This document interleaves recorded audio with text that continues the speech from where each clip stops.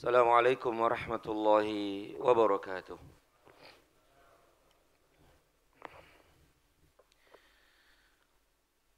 Alhamdulillahi rabbil alamin. Wassalatu wassalamu ala asyrafil anbiya'i wal mursalin wa ala alihi wa ashabihi ajma'in. Syahadu an la ilaha illallah wahdahu la syarika lah wa asyhadu anna Muhammadan abduhu wa rasuluh. Qala Allah Ta'ala, ya ayyuhalladzina amanu taqullaha haqqa tuqatih wa la tamutunna illa wa antum muslimun. Thumma amma ba'd. Ayyuhal ikhwah, a'azzani Allahu wa iyyakum. Para Bapak Ibu sekalian dan saudara-saudariku sekalian yang saya hormati dan yang saya muliakan, dan yang selalu senantiasa dirahmati dan diberkahi Allah Subhanahu wa Ta'ala. Pertama, senantiasa kita bersyukur dan memuji Allah Tabaraka wa Ta'ala yang tidak henti-hentinya mencurahkan nikmat-nikmatnya kepada kita sekalian, sehingga alhamdulillah di pagi yang berbahagia ini kembali kita dimudahkan dan dilapangkan dada kita untuk bisa hadir di majelis yang mulia ini dan di tempatnya yang mulia ini, untuk kita bersama-sama menjalankan salah satu perintah dari perintah-perintah Allah dan Rasulnya Sallallahu Alaihi Wasallam, yaitu thalabul ilmi, belajar dan menuntut ilmu agama, ilmu syar'i, sebagai bekal hidup kita di dunia ini menuju Allah Rabbal Alamin. Tidak lupa salawat serta salam senantiasa tercurah terlimpah kepada junjungan Nabi besar kita Muhammad Sallallahu Alaihi Wasallam. Para Bapak Ibu sekalian dan saudara-saudariku sekalian yang saya muliakan, dengan hidayah dan taufik Allah Subhanahu wa Ta'ala, kita melanjutkan bahasan kajian rutin kita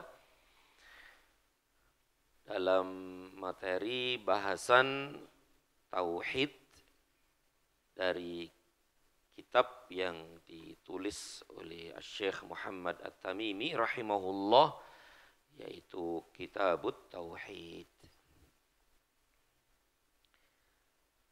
Pada pertemuan yang lalu telah kita bahas beberapa bab yang dibawakan beliau rahimahullah, yang semua ini bab yang berkaitan dengan kesyirikan, kekufuran, dan tentu itu amalan-amalan syaitan. Amalan-amalan syaitan.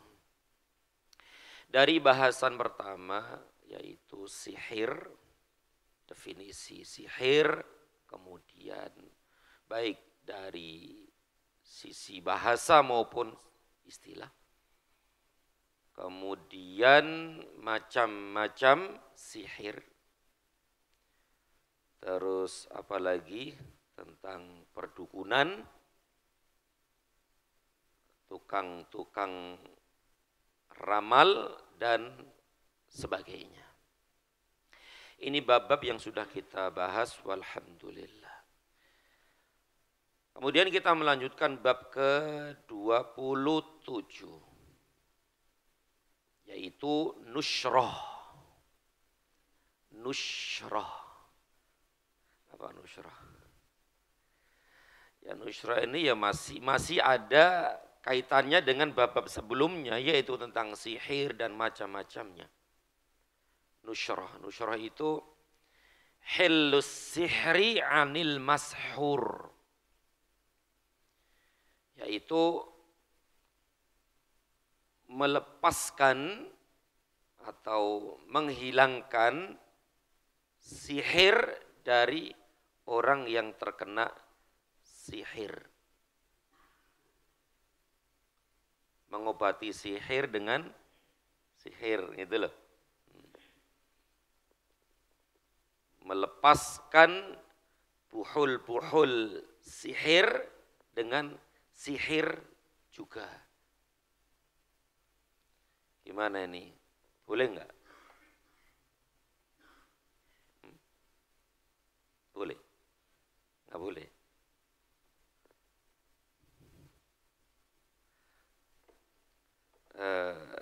Nusyra itu dari kata-kata nasyara ya. Nasyara itu berarti membuka. Berarti membuka ikatan-ikatan puhul-puhul sihir itu dengan sihir juga gitu. Nah inilah yang namanya nusyrah. Hillus sihri anil mashur. Melepaskan, menghilangkan, mengobati sihir dari orang yang terkena sihir. Ini wallahu alam bisawab, para ulama rahimahumullah ta'ala berbeda pendapat tentang masalah ini. Ada yang membolehkan, ada yang tidak. Dan pendapat yang kuat, pendapat yang rajih, tidak boleh. Dan hukumnya haram jelas. Kenapa demikian? Karena nanti akan kita sebutkan dalil-dalilnya. Kenapa nusyrah itu haram, tidak boleh ya? Karena keumuman dalil gitu kan, keumuman dalil. Dalilnya adalah hiya min amali syaitan. Nabi pernah ditanya oleh sahabat tentang hukum nusyrah. Maka beliau sallallahu alaihi wasallam bersabda, hiya min amali syaitan. Nusyrah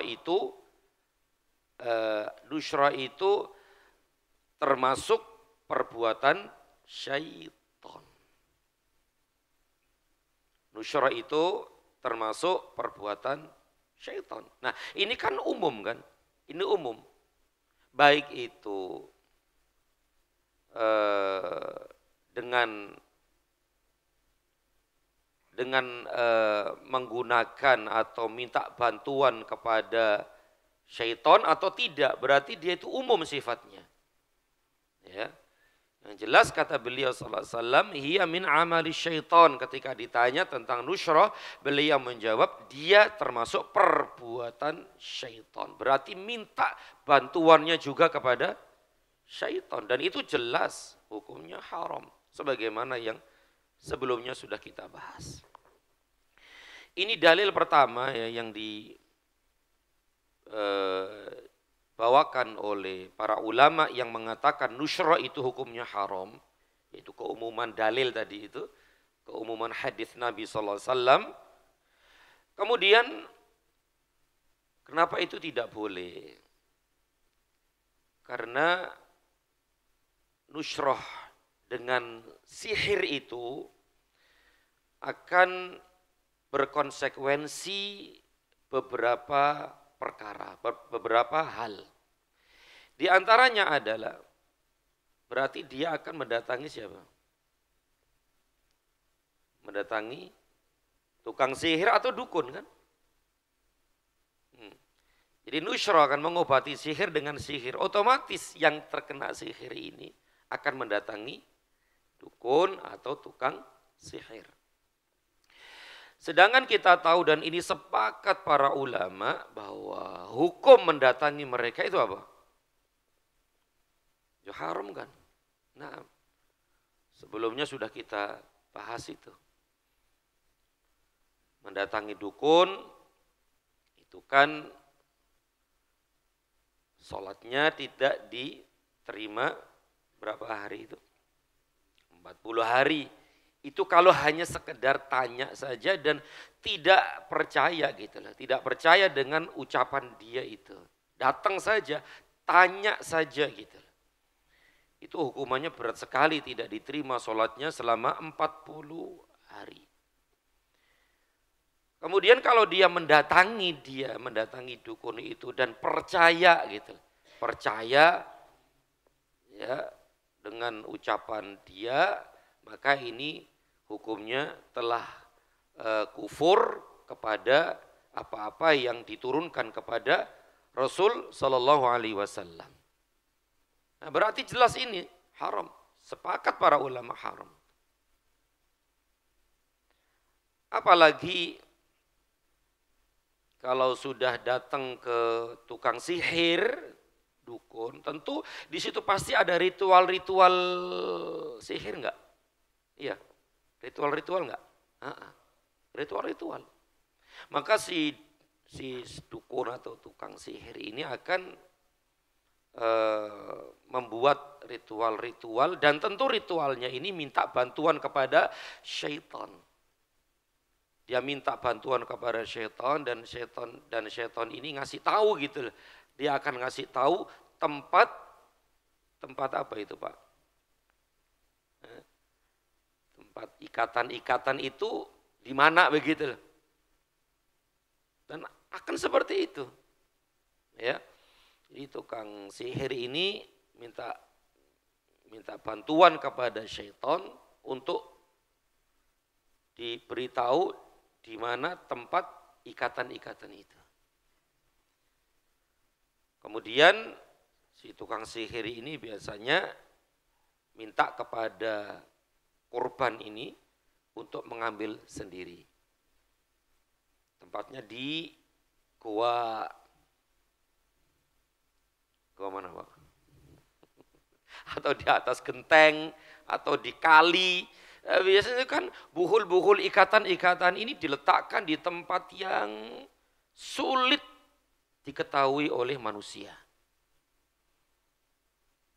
Dibuang di laut, ya gimana nyarinya? Atau dikubur di mana, ditaruh di sumur, ditaruh di kali, ditaruh. Pokoknya di tempat-tempat yang sulit untuk diketahui. Nah, makanya tukang sihir ini minta bantuan kepada setan. Teman-temannya tuh di mana tempat ikatan-ikatan itu. Kemudian dikasih tahu, lalu tukang sihir menyuruh korban ini yang datang tuh untuk ngambil sendiri, kemudian dilepas. Kemudian biasanya sembuh. Atau biasanya tukang sihir ini juga yang ngambil sendiri. Yang pertama kan nyuruh korbannya itu. Yang kadang-kadang juga tukang sihir itu sendiri yang ngambilnya. Ini berarti kan minta bantuan juga kepada setan. Atau terkadang nih korban datang kepada tukang sihir, kemudian tukang sihir ngasih jimat-jimat untuk menangkal bahaya-bahaya itu, atau mengangkat bahaya-bahaya darinya. Nah, berarti syirik-syirik juga kan? Syirik-syirik juga. Atau kadang-kadang juga di tukang sihir ini nyuruh korban untuk menyembelih binatang-binatang tertentu dengan warna-warna tertentu, umur-umur tertentu, apalagi jenis-jenis tertentu. Kemudian disembelih dengan apa? Dengan menyebut nama, ketika menyembelih binatang itu dengan menyebut nama si tukang sihir itu biasanya. Atau menyebut nama jin-jin tertentu, setan-setan tertentu. Kemudian juga darahnya biasanya ditaruh di tempat-tempat tertentu dan seterusnya. Nah, ini berarti ini perbuatan-perbuatan setan semuanya. Berarti konsekuensinya adalah dia ini datang kepada tukang sihir, dan setelah di situ ya sudah melakukan ritual-ritual yang semuanya ini adalah syirik. Nah, dari sini menunjukkan bahwa nusyra itu haram, tidak boleh. Nusyra itu haram dan tidak boleh. Begitu. Kemudian alasan yang kedua adalah korban ini otomatis akan membenarkan sih perkataan dukun itu atau tukang sihir itu. Membenarkan enggak? Dia akan bertanya kan? Dia akan bertanya, kemudian dikasih jawaban ini harus kamu begini. Dan otomatis dia percaya enggak? Ya percayalah. Percaya.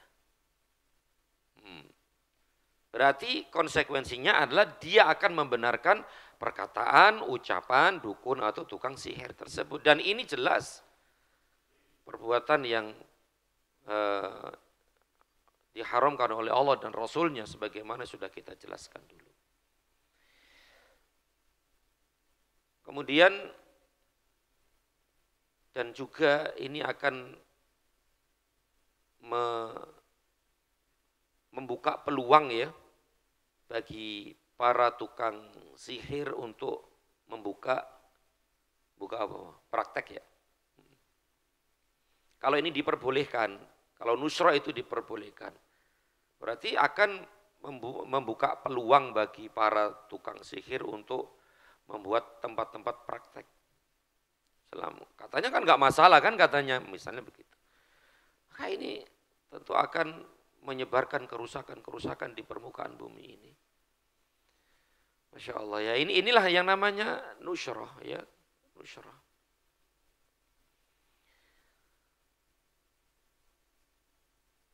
Dan akan disebutkan oleh penulis ya rahimahullahu taala ya, akan disebutkan oleh penulis rahimahullahu taala tentang perkataan Imam Ibnul Qayyim rahimahullahu taala tentang macam-macam atau model-model nusrah. Model-model nusrah ini tentu berarti ada yang diperbolehkan, ada yang diharamkan. Yang diharamkan tadi sudah kita sebutkan, yang diperbolehkan itu adalah dengan ruqyah-ruqyah syar'iyah, kemudian dengan obat-obatan, ya. Begitu. Baik, akhi fillah a'azanillahu wa iyyakum. Kita baca apa-apa yang dibawakan oleh penulis rahimahullahu taala, yaitu bab 27 tentang nusrah. Dan nusrah tadi sudah kita definisikan menurut bahasa itu membuka.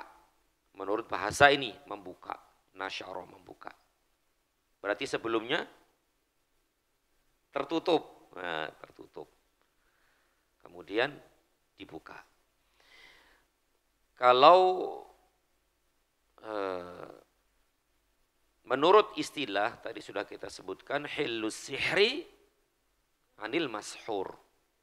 Mengobati, melepaskan atau menghilangkan sihir dari orang yang terkena sihir.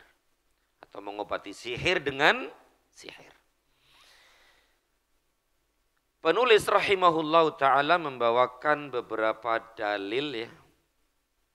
Di antaranya adalah hadis Jabir radhiyallahu ta'ala anhu.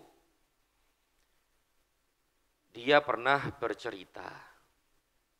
Jabir pernah bercerita bahwa Rasulullah sallallahu alaihi wasallam ditanya tentang nusrah. Nabi ditanya tentang nusrah. Maka beliau sallallahu alaihi wasallam menjawab, "Hiya min amalis syaitan." Nusrah itu termasuk perbuatan syaitan. Tapi ketika Nabi ditanya tentang nusrah, terbayang di benak beliau sallallahu alaihi wasallam bahwa nusrah itu adalah mengobati sihir dengan sihir yang sudah dikenal di masyarakat jahiliyah. Jadi di masa masyarakat jahiliyah itu perbuatan ini sudah ma'ruf gitu loh. Sudah dikenal. Dari zaman dulu sudah ada itu. Bahkan sebelum Nabi SAW meninggal, lahir begitu ya, sudah ada perbuatan nusrah itu. Sudah tersebar di masyarakat. Apalagi sebelumnya sudah kita bahas, di zaman jahiliyah itu tukang-tukang sihir itu Masya Allah banyak bertebaran kan begitu. Dukun dan yang lainnya itu banyak sekali. Bahkan sebelum Nabi SAW Lahir itu sudah ada gitu loh. Nah, semua perbuatan itu di zaman jahiliyah waktu itu semuanya adalah syirik. Karena semua minta bantuan kepada iblis, kepada syaitan. Nah, ketika Nabi SAW ditanya tentang nusyra, terbayang dan terdefinisi bahwa nusyra itu adalah begitu. Yang dilakukan oleh orang-orang jahiliyah sebelumnya. Yaitu minta bantuan kepada syaitan dan seterusnya. Makanya beliau SAW tegas mengatakan nusyra itu termasuk perbuatan syaitan. Minta bantuan kepada syaitan. Minta bantuan kepada tukang sihir dan seterusnya. Yang semuanya ini adalah haram. Nah, inilah yang dijadikan dalil oleh para ulama yang berpendapat itu haram. Masya Allah ya.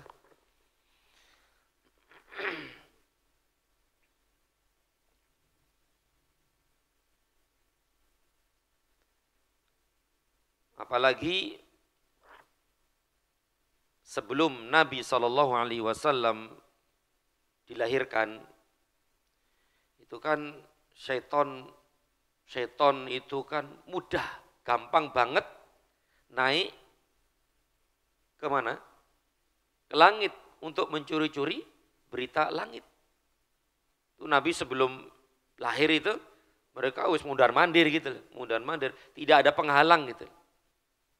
Mudah. Kemudian sampai di atas langit sana dia mencuri-curi berita-berita langit, ya.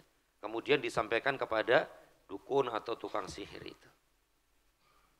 Berarti waktu itu benar-benar dukun, tukang sihir itu banyak banget. Banyak sekali gitu. Tapi setelah beliau Nabi diutus menjadi Nabi dan Rasul, maka mereka tidak bisa lagi naik ke atas langit. Setan tidak bisa lagi naik ke atas langit. Karena Allah menjaga langit dengan lemparan-lemparan, ya, percikan-percikan meteor, ya, dan seterusnya. Sebagaimana dulu sudah kita bahas. Tinggal para ulama berselisih pendapat. Setelah beliau meninggal dunia, apakah syaitan ini bisa kembali naik ke atas langit untuk mencuri-curi berita langit? Bisa enggak? Setelah Nabi meninggal. Berarti sekarang kan? Sekarang. Bisa enggak? Pendapat yang kuat insya Allah bisa. Tapi berat.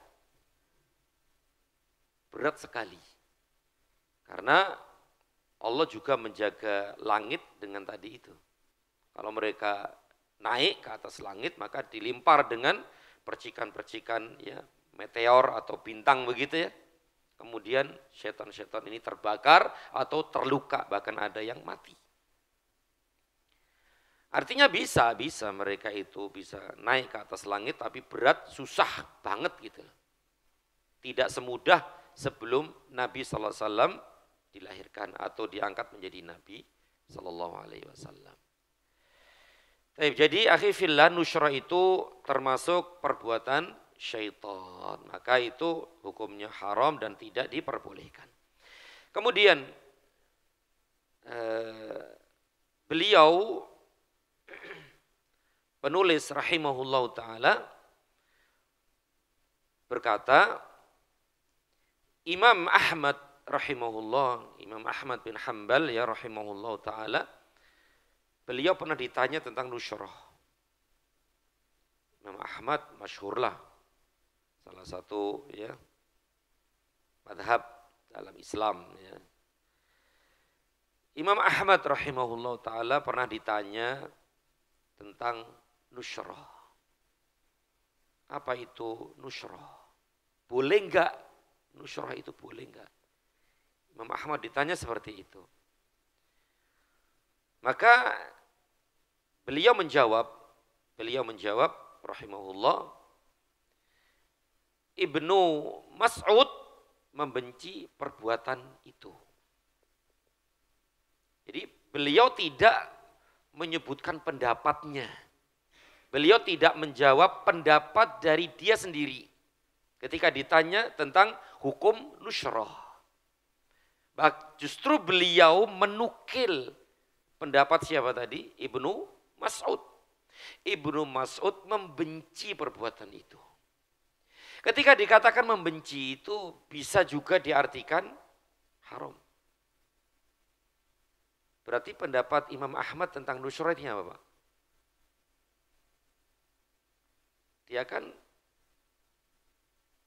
tidak mengatakan pendapatnya sendiri. Justru dia hanya menukil perkataan pendapat Ibnu Mas'ud. Itu nggak boleh, itu dibenci itu. Berarti haram gitu. Dari sini, dari perkataan beliau ini, kira-kira pendapat beliau ini membolehkan atau mengharamkan? Mengharamkan. Meskipun Imam Ahmad ini dalam riwayat yang lain disebutkan tawakuf. Tawakuf itu apa ya? Berhenti. Berhenti maksudnya tidak mengharamkan dan tidak menghalalkan. Ya, tidak membolehkan dan juga tidak membolehkan. Tengah-tengah begitulah. Tapi kalau di riwayat-riwayat yang lain, beliau itu lebih condong kepada haram. Apalagi beliau mengutip perkataan Ibnu Mas'ud tadi. Pendapat Ibnu Mas'ud itu dibenci. Berarti haram. Ya, wallahu a'lam. Kemudian beliau penulis rahimahullah ta'ala berkata yang artinya diriwayatkan dalam Sahih Al-Bukhari dari Qatadah bin Di'amah ya. Dia berkata begini, aku bertanya kepada Ibnul Musayyab. Apa kata Ibnul Musayyab? Ketika ditanya, jadi ada seseorang yang terkena sihir atau terkena guna-guna. Terkena sihirnya itu dia tidak bisa menggauli istrinya. Ya Allah, berarti ini orang terkena sihir. Berarti tujuan tukang sihir ini memisahkan antara suami istri. Salah satunya, ini suaminya tidak bisa menggauli istrinya. A'udzubillahi min dzalik. Kemudian penanya ini berkata, apakah boleh disembuhkan dengan nusyrah? Atau mungkin dengan cara yang lain begitu. Ketika Ibnul Musayyab ini ditanya tentang itu, maka dia menjawab, la ba'sa bihi. Gak apa-apa, boleh. Innama yuriduna bihil islah. Kenapa beliau berpendapat boleh? Karena yang mereka inginkan itu hanyalah kebaikan. Kan kebaikan enggak? Mengobati orang kok. Manfaat enggak? Manfaat. Sedangkan fa'amma ma yanfa'u falam yunha anhu. Sedangkan sesuatu yang bermanfaat itu tidak dilarang. Jadi menurut beliau ini Ibnul Musayyab boleh nusyrah. Makanya di awal sudah kita sebutkan. Nusyrah ini sebagian ulama ada yang membolehkan gitu. Kenapa? Karena bermanfaat. Dia jadi sembuh. Kemudian di antara dalil mereka itu juga ini darurat. Ad-darurah tubihul mahdhurat. Darurat itu bisa menghalalkan, membolehkan sesuatu yang haram kan begitu.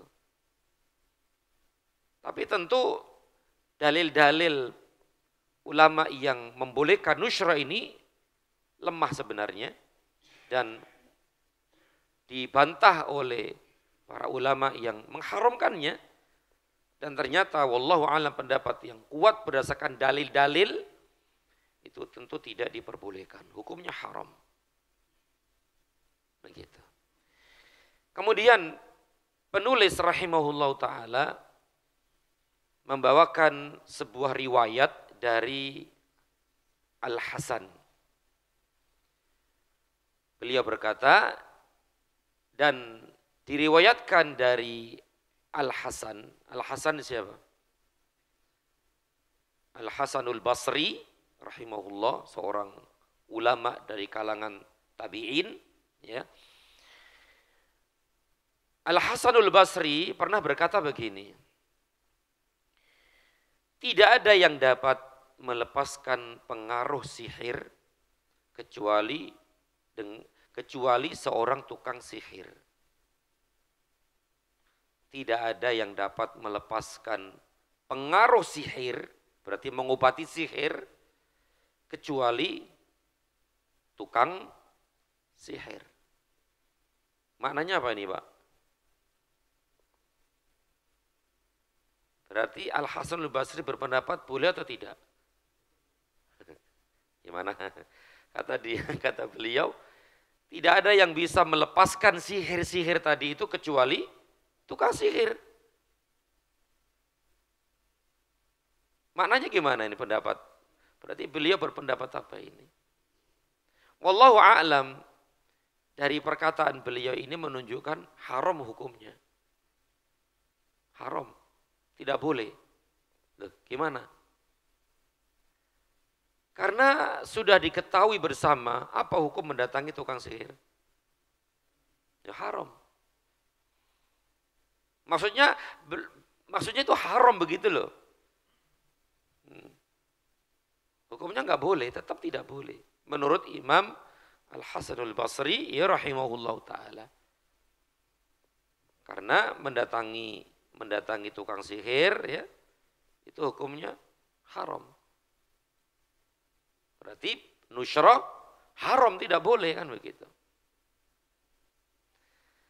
Kemudian terakhir penulis rahimahullah ta'ala membawakan perkataan dari seorang ulama besar, yaitu Ibnul Qayyim rahimahullah ta'ala.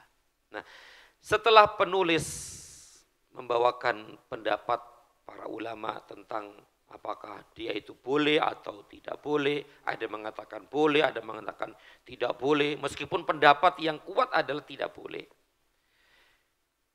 Beliau menukil perkataan Imam Ibnul Qayyim rahimahullah. Dan beliau ini tengah-tengah gitu. Tengah-tengah. Kata Imam Ibnul Qayyim rahimahullah, beliau menjelaskan nusyrah itu ialah penyembuhan orang yang terkena sihir. Nusyrah ialah penyembuhan seseorang yang terkena sihir. Dan kata beliau caranya itu ada dua. Nusyrah kata beliau penyembuhan seseorang yang terkena sihir. Itu ada dua macam. Macam yang pertama kata beliau, dengan menggunakan sihir juga. Berarti bahasan tadi kita tuh, ya, dengan menggunakan sihir juga. Dan inilah termasuk perbuatan syaitan. Dan pendapat Al-Hasanul Basri tersebut dapat dimasukkan ke dalam jenis ini. Kenapa? Karena orang yang menyembuhkan dan orang yang disembuhkan mengadakan pendekatan kepada syaitan dengan apa yang diinginkannya. Sehingga dengan demikian perbuatan syaitan itu gagal memberi pengaruh terhadap orang yang terkena sihir tersebut. Berarti ini cara menghilangkan sihir dengan sihir juga. Dan ini cara yang pertama ini hukumnya haram. Karena mendatangi tukang sihir, mendatangi tukang dukun, dan di situ pasti ada ritual-ritual khusus yang semua itu minta bantuan kepada syaitan. Dan tentu perbuatan-perbuatan syirik. Nah, berarti Imam Ibnu Qayyim berpendapat bahwa nusyra itu haram yang jenisnya seperti ini. Baik, ini yang pertama. Yang kedua kata beliau rahimahullah adalah penyembuhan dengan menggunakan ruqyah. Nah, penyembuhan dengan menggunakan ruqyah, yaitu bacaan-bacaan bacaan-bacaan dari Al-Qur'an, doa-doa dari Nabi. Ya, ruqyah sebagaimana yang sudah kita ketahui bersama. Kemudian juga dengan ayat-ayat ta'awudz. Ta'awudz itu ya qul itu loh, qul huwallahu ahad, qul rabbil falaq dan seterusnya itu. Berarti kan ayat-ayat Al-Qur'an, ya ayat-ayat Al-Qur'an atau doa-doa dari Nabi SAW. Kemudian juga dengan obat-obatan, kemudian dengan doa-doa yang diperbolehkan. Kata beliau, cara ini hukumnya jaiz. Apa jaiz? Boleh. Berarti cara yang pertama tidak boleh, haram. Dan cara yang kedua jaiz, boleh. Yaitu dengan ruqyah syar'iyah. Ya. Kemudian dengan doa-doa, baik dari Al-Quran maupun sunnah. Kemudian ta'awud ya, obat-obatan dan yang lainnya. Maka ini diperbolehkan. Masya Allah. Ini pendapat Imam Ibnul Qayyim rahimahullahu ta'ala. Dan banyak ulama-ulama yang mengharamkan perbuatan ini, yaitu nusyra yang pertama tadi itu. Di antaranya adalah Imam Ibnu Taimiyah rahimahullah, juga beliau mengharamkan, Ibnul Qayyim, ya. Kemudian ulama-ulama Hanabilah itu juga mereka mengharamkannya. Bahkan Imam Malik, Imam Syafi'i dan ulama-ulama yang lainnya mereka mengharamkan. Berarti mayoritas kebanyakan ulama mengharamkan nusyra ini, yaitu melepas sihir dengan sihir. Sedangkan yang diperbolehkan tadi ya tadi itu. Makanya orang-orang yang terkena sihir ya tidak boleh menghilangkan sihirnya dengan sihir juga ya. Dan yang dapat dia lakukan adalah meruqyah diri sendiri atau diruqyah oleh orang lain. Kemudian minum obat-obatan, berdoa kepada Allah agar disembuhkan atau agar ditunjukkan di mana tempat sihirnya itu dan seterusnya. Ya. Wallahu a'lam bissawab. Ikhwani wa akhwati fillah rahimani wa rahimakumullah. Ini bab 27 tentang nusyrah.